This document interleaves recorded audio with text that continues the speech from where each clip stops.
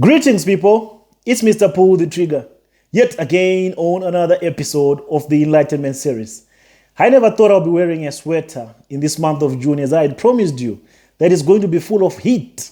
But the recent demise and passing away of my little sister from Nigeria, who happens to be Omoto's victim, it has paved way and opened a way for some cold in my system. I've been cold for the past few days, but we are getting there. We're becoming emotionally strong. We are recovering.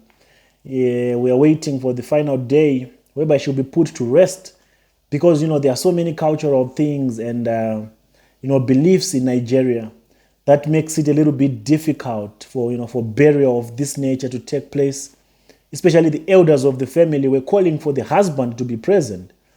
They were actually calling for the other husband to come and marry the woman whom he damaged, according to them. So some of these, cultural beliefs, they've kind of delayed the entire process, as they want the men responsible, to come and carry all this in finance and do everything that needs to be done in relation to the burial of the sister, because the parents did not know, the elders did not know that she was pregnant. They did not know that she passed away. It just came as news, which actually shook them. So they wanted to make sure that they want to make sure that they hold the men responsible for this accountable. But I don't want to get much involved or talk much about that subject, because it's still a little bit sensitive.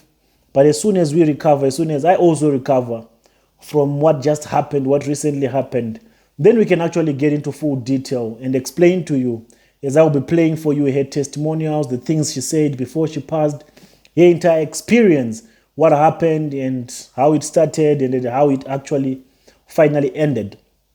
And I've been waiting for the Omoto's team, the camp of Omoto, to be coming and shouting, "No, you're lying. Our father doesn't do that. You're lying. You're paying off people. You probably paid this woman to lie." I don't know why they're silent. It's probably because they know the nature of their father. Let them speak out now. This is the time for them to come and say, Prophets is buying people to come and lie, to come and testify lies. But I dare them. I dare them. Let those mad prophetesses and the clowns from Nigeria who does defense control for Omoto speak out now. Let them say I'm lying. I dare them. I bet you they'll never mention this. They'll never speak out about this kind of activities, because they are part of them. These prophetesses, they are part of them. They're also involved in all this immoral lifestyle that your papas, that your prophets are forever involved in. But that's not the topic of the conversation today, because we are back. Then we continue from where we left, as we left it on the note of Precious Lungu, as we are considering her involvement in the case of the abducted baby, in the case of the missing baby. I'm proud now that she has come out to debunk all the false narratives that the Omoto's team were trying to propel, as the Omoto's team were doing damage control. Amidst their damage control, they were saying, there is no child that is missing. That's their point of defense, to say there's no child missing. But Precious has actually made it clear in her ignorance again. She recently posted a post on her Facebook, and this is what she said. "This is Prophetess Precious Lungu. I am in Mercy City. I want to let the whole world know that," please read the underlined words, "I am not the one that kidnapped the child." That's what everyone they are saying in social medias about me is not true. Hey, her English is not very friendly with this woman. I don't even know what she was trying to say here. Maybe she was trying to write in tongues.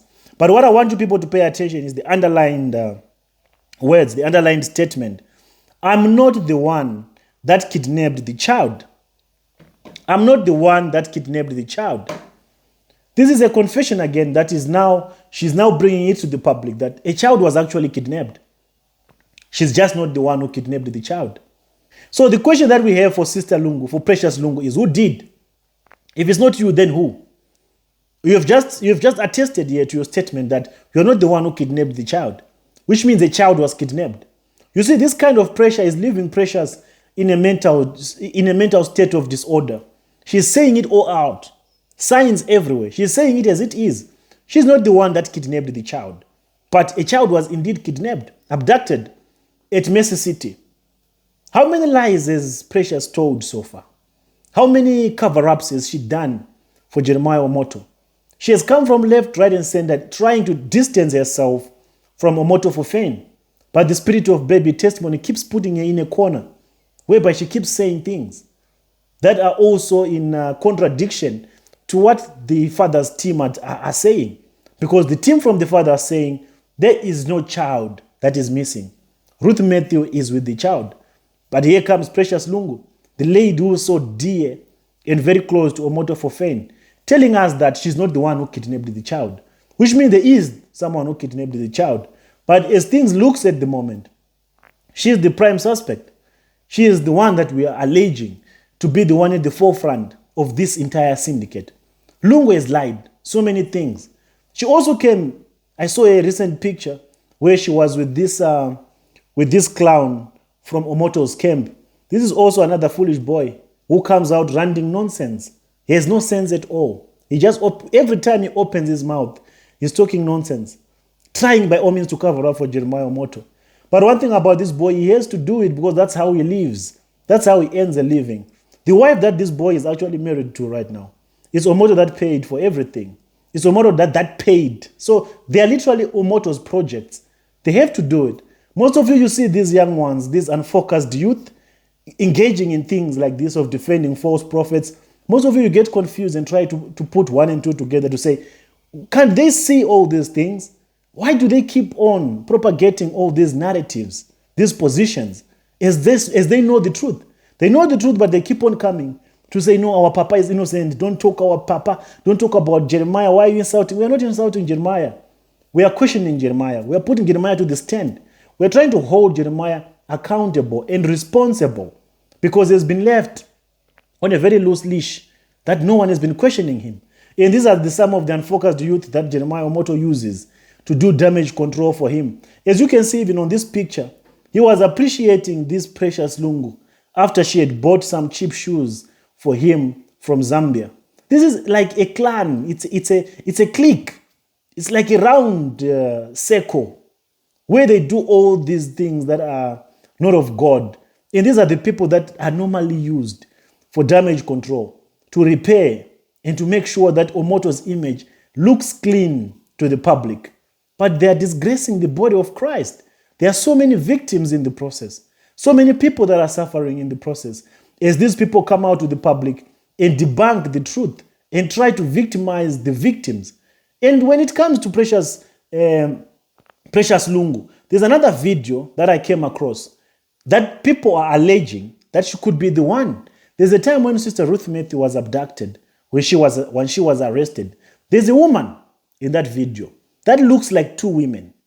Some are saying it's Precious Lungu, and some are saying it's the other woman that was spotted from the interviews. I'll play both videos so that you people can do the comparisons and the analysis. But the point I just want to make clear to the public is these people, they always use women.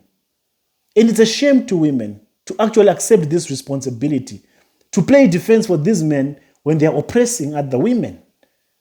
And in this video that you're about to watch, when Sister Ruth was abducted, there's a woman there who was never identified either as a police person or as a civilian, but she was there present. It's a woman that is supporting all this nonsense. The first time Sister Ruth was abducted. I'll play a snippet of the video, take a very closer look, pause it, zoom it in, and check if this woman resembles Precious Lungu. If she doesn't, there's another woman again that you might want to make a comparison with. But check it out for now.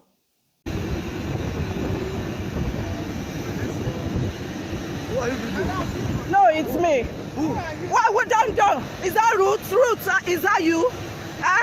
Ruth, is that you? I hope they didn't drug you. We are here for you, okay?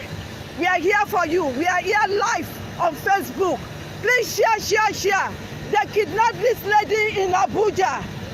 They kidnapped her in Abuja. Look at the lady. This is another man. Maybe he's the one that the police spoke to in Abuja. We will give you tsunami. So could this be Precious Lungu? I don't know. She looks a bit like her, the structure and everything, the complexion. It's just that she's wearing a mask. But if she's not Precious Lungu, then she's definitely this one. Prof X is a vampire. He's a vampire. Him and Ruth Matthew. I believe that they know the game that they are playing. Because even when I chatted with Ruth, from her way of talking, it seems she's hiding something. As you can see from this video, there's a woman in the background. She's not saying anything. We don't even know who this woman is. Is she a policewoman? Or is she a lawyer for God's love? Who really is she? She's definitely not part of the media team. That's where we get to start making a comparison. We need to identify all these people so that we know who is involved in this syndicate, so that we know who are the strikers for omoto for fame. But what saddens me is it's always women. It's always women that are doing this madness for omoto for fame. It's always women being used to come and oppress another woman. For how long, my sisters, are you going to be instruments in the hands of these false prophets? For how long? You literally go and arrest another woman, a disabled woman, simply because you want to save your papa, you want to do good to your papa. This is sad. Are you also not mothers? How do you feel when you see another mother crying, like Sister Ruth Matthew, that her child is missing? It does not bother you at all. All you want is to be close to Papa, is to just save Papa in all ways than one. So you people do the analysis from what you have just witnessed from the two videos that I've just played for you. Which woman was involved in this syndicate, in this arrest? Because as time goes on, we need to bring all these people to book. Because what was done there was illegal. The detainment was illegal. The woman, Sister Ruth Matthew, was not processed. She was taken all the way from Abuja to Benin by air, like she's a priority criminal. Had this woman called Bisola not caught them coming down off the plane, trust me, by now we were never going to know what happened to Sister Ruth Matthew. We were never going to know what transpired. That was going to be her end.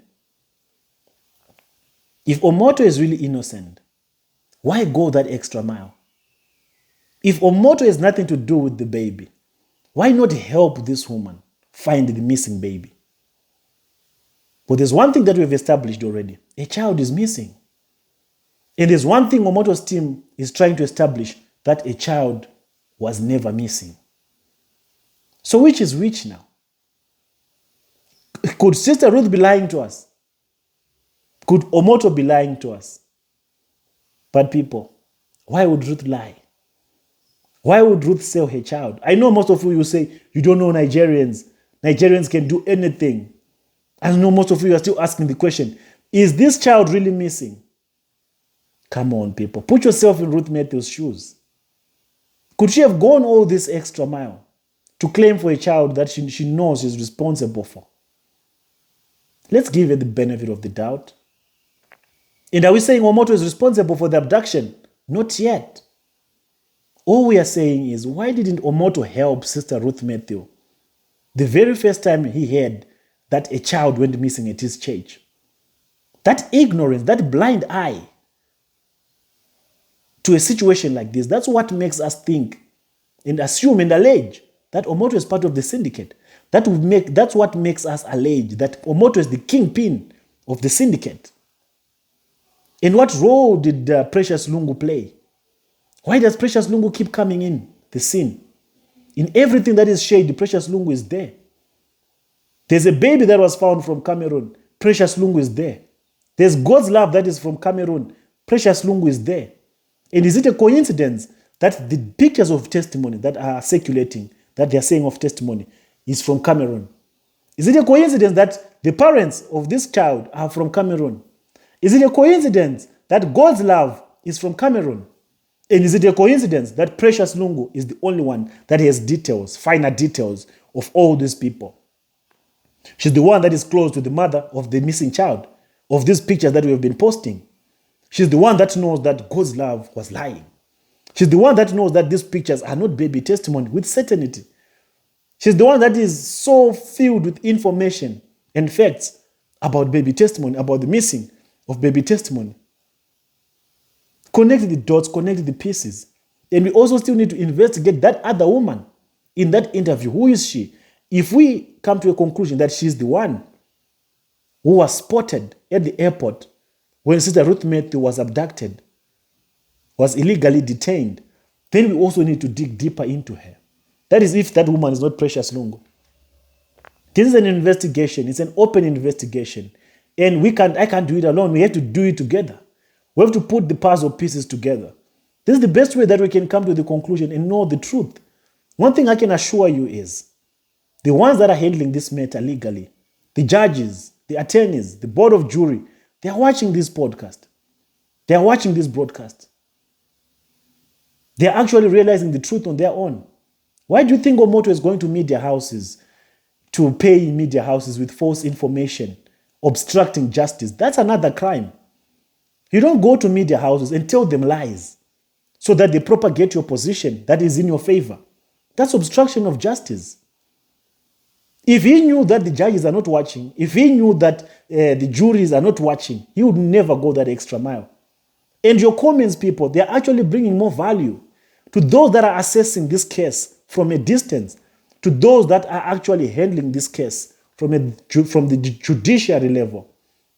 They are here. They are observing everything.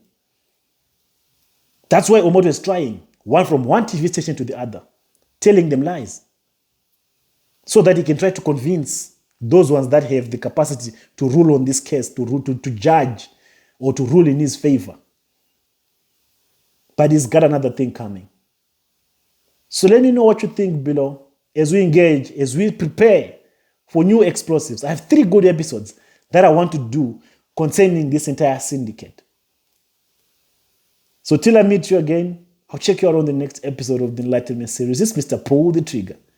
I'm out.